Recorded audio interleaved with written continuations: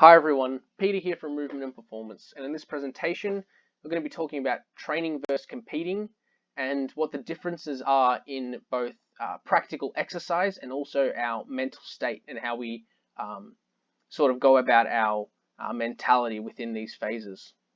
So the first thing we need to do is understand what we mean by training and competition. So essentially when we're talking about training, we're talking about the preparation phases of the year. So we don't have any actual competitions coming up, any games / meets / events, or in the near future. But when we're talking about the competition phase of the year, this could be the competitive season. So if you're an American football player, for example, this might be the competitive season where you have weekly games. Or if you're an individual athlete, it may be the weeks leading into a major competition. So when we're trying to peak. So for example, if you're a UFC fighter, where they have fight camp, the weeks leading into major fights, that could be considered the competition phase of the year, or a competition phase of the year. So the first thing we're going to talk about is our mental state. How do we want to approach our mental state during training and competition phases? So during training, it sort of goes against what you generally would sort of think of athletes as, because we always think of athletes in their competition. They need to be the mentally toughest, and that's always associated with high performance. However, in our training, we probably want more of an overall quite calm mentality, because we don't have any competitions coming up. We don't need that high arousal, so we can stick with lower arousal levels, because if we have higher arousal levels year round, it's probably going to cause us a lot of mental stress, mental fatigue, and it can also cause eventually mental burnout if we prolong it too much and our arousal and stress is too high for the entire year. But we also need to understand that with a calm mentality and a sort of a lower arousal level and less excitement, we're probably going to have submaximal performance. But the thing is, that's okay, because we're in training phases of the year where we don't have any competitions in the near future, so it doesn't actually matter too much our performance. However, when we talk about competition, so written here competition / peak, because if you're going through a long season, such as the English Premier League soccer season, we can't be in the competition mindset that entire time, because that's going to be most of the year. So it's really about when we're actually trying to peak our athletes. So in this sort of peaking / competition phase, we want to have a greater focus on the competition. So that's going to be our main priority, which means we're going to have generally around this time higher arousal levels, because this is going to allow for greater performance. Well, that's for most sports or most competitions. And we have here a picture of sort of the inverted U theory, where we have performance on this axis and arousal on this axis. And usually we have a state that's optimal in terms of arousal, but again, it's going to be different depending on the sport and the actual actions in that sport. So for something that has a really fine and complex motor pattern, such as a golf swing, we probably want lower arousal. We still want some, but something that has sort of a lower skill element to it, but a very sort of gross movement, so something like a 1 rep max squat, for example, we probably want quite high arousal levels, especially with those the need for force production. And again, the negative effects of being sort of at these high arousal levels are not as important, because again, the focus is on performance and the competition. And when we're talking about the negative effects, we're talking about stress, mental fatigue, that sort of thing. But for short periods of time, this shouldn't be detrimental to the athlete.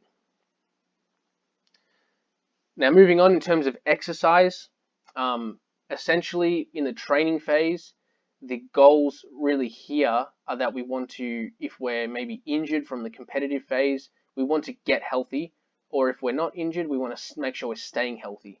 That is the main priority, because if we're not in a good state leading into the competitive phases, then we are likely to just exacerbate that injury.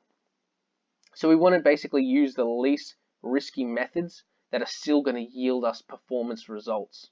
So we're essentially looking for that more minimum effective dose, as opposed to going maximum and doing as much as we can the entire year.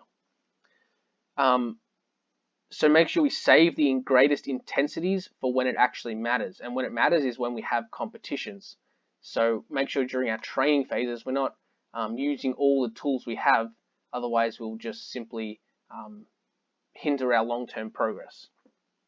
Speaking of long-term progress, we want to have our training focus on the long-term picture. So we want to create the necessary adaptations that are going to benefit us in the future. So we're basically sort of increasing our potential so that when we actually need to perform at our best, we can then basically build on all that potential we've built.